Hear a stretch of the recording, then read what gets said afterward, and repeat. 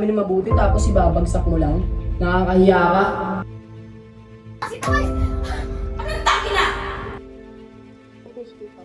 Sige, gawin ko yan ng paraan pa.